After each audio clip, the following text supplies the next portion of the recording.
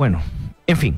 Estamos justamente en la línea con la abogada penalista Romy Chan. Romy, un placer como siempre. Muy buenos días. Gracias por atendernos. Buenos días, Cristian. Un placer también. Romy, a ver, ¿cómo ha cambiado el caso del todavía fiscal supremo Pedro Chávarri con estas declaraciones de su secretaria, quien ahora, dice que no fue de motu propio, como lo dijo inicialmente, sino que fue una orden del fiscal? Bueno, ha cambiado significativamente, ¿no? Porque no solamente ha dicho que fue orden del fiscal, sino que incluso ha dado luces respecto a que el fiscal quiso hasta ingresar por la ventana. O sea, él mismo quiso realizar acciones tendentes a obstaculizar la investigación, a evitar que se encontraran pruebas que pudieran vincularlos y que, por tanto, permitieran identificar responsabilidades a nivel del Partido de Fuerza Popular, que era la investigación que seguía Domingo Pérez, ¿no? Ella ha cambiado mucho. Ha cambiado mucho, pero, digamos, también es válido decir un poquito, estoy haciendo abogado del diablo y obviamente la defensa de señor Chávarri.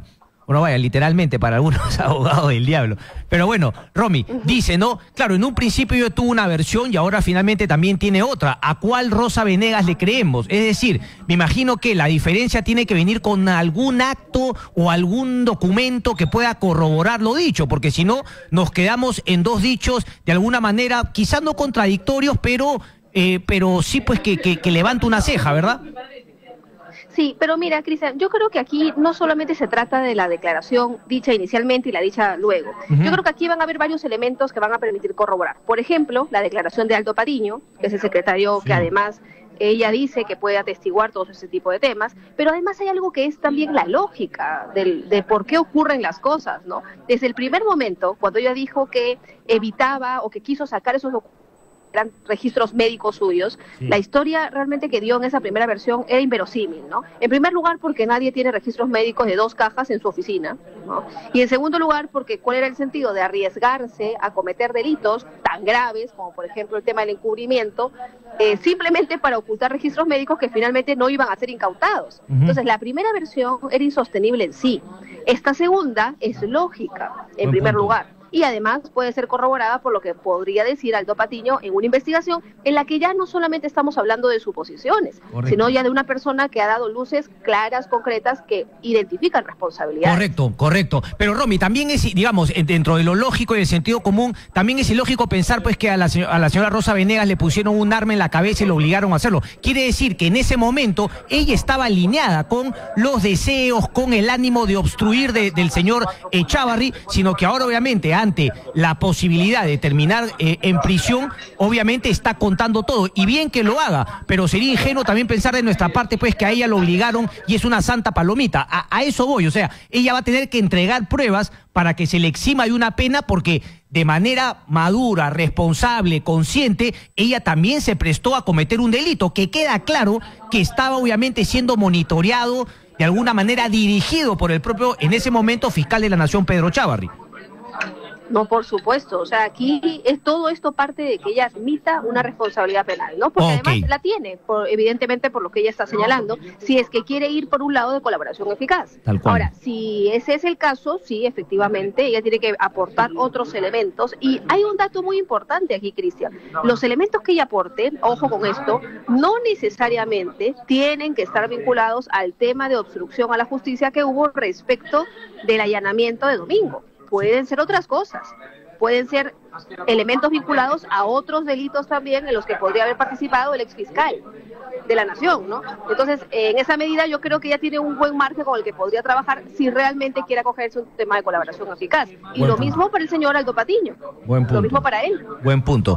¿Qué podría pasar, digamos, más allá de el camino que continúe en el Congreso, del interior de la Fiscalía? Hay una posibilidad que con lo que se conoce, la Junta de Fiscales Supremos decida apartar al fiscal Chávarri. Mira, eso sí es un poco más complicado porque lamentablemente la Junta no tiene competencia para realizar eso. O sea, la Junta lo que podía haber hecho era elegir un nuevo fiscal de la Nación, que además así ya ha sido. Pero lo que no puede hacer es quitarle el cargo de fiscal supremo.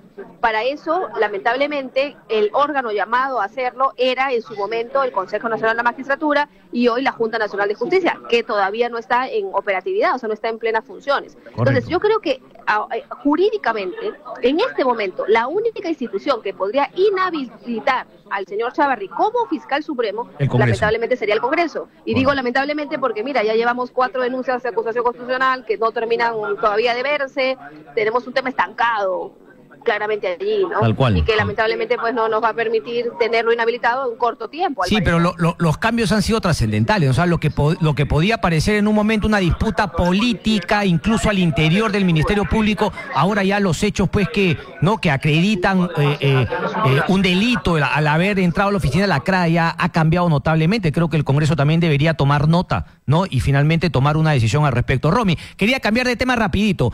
Ayer me parece que había una confusión por estas palabras del ministro del Interior, Carlos Morán, porque claro, Carlos Morán también, no sé si se le entendió mal o él lo dijo, como que a todos los involucrados en el caso Lava Jato se les dé el tema de arresto domiciliario en vez de la prisión preventiva. Obviamente José Domingo Pérez saltó ante el techo, incluso algunos congresistas han dicho, bueno, a nosotros no nos tiene pues que no tiene que imponer ese tema el ministro del Interior, pero dentro de las posibilidades que maneja tanto el fiscal como el juez para decidir ante el pedido del fiscal, ¿no te parece válido que ante la circunstancia de los penales y de la situación, la posibilidad de arresto domiciliario sea una de las medidas coercitivas? Entiendo que ahora el arresto domiciliario únicamente se puede dar para personas que tienen problemas de salud y mayores de no sé cuánta edad. ¿Te parecería que sería interesante que sea una nueva herramienta que tienen tantos fiscales y jueces en esta lucha contra la corrupción? Sí, mira, yo creo que es una herramienta interesante. Sin embargo, como en todo, hay que analizar cada caso concreto. Correcto. Porque fíjate, porque hay un tema importante. En algunos casos, el tema de la posición política, la posición institucional que ocupa la persona, hace que pueda realizar desde un arresto domiciliario, pueda continuar realizando acciones de obstaculización. Y si ese es el caso, entonces no puede permanecer en arresto domiciliario. Tiene que estar en un penal donde está controlado, donde las visitas están controladas, donde se sabe o se puede controlar quiénes la van a visitar, quiénes no van a visitar a esa persona. Entonces yo creo que es una alternativa el arresto domiciliario, pero que hay que evaluar en cada caso concreto, claro, que solamente se aplicaría si es que estamos hablando de una persona que no va a poder... Correcto, pero hoy como está la ley, Romy, no es una alternativa, porque claro, al ser una alternativa, tú la pones dentro de una bolsa de alternativas que tienes, prisión preventiva, impedimento de salida, etcétera, etcétera, etcétera, pero hoy esa alternativa no existe porque hay unos condicionantes, mayores de 65 años y tener un tema de enfermedad, por lo tanto, hoy no está entre el abanico de posibilidades que tiene un fiscal y un juez.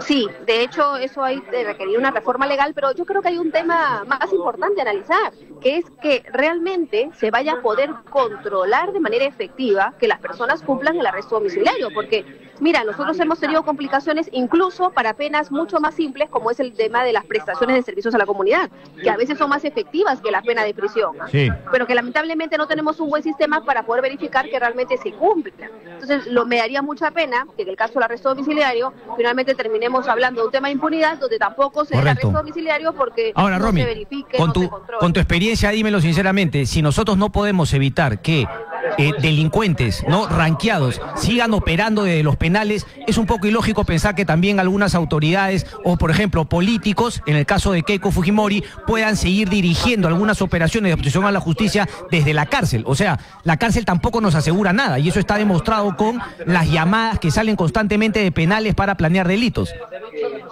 Sí, en eso tienes toda la razón. Tenemos un tema penitenciario ahí que ajustar, que acomodar, que verificar y estamos en pañales al respecto. Correcto. Por eso tenemos que adoptar medidas de manera urgente además. Romy, un placer como siempre. Muchas gracias.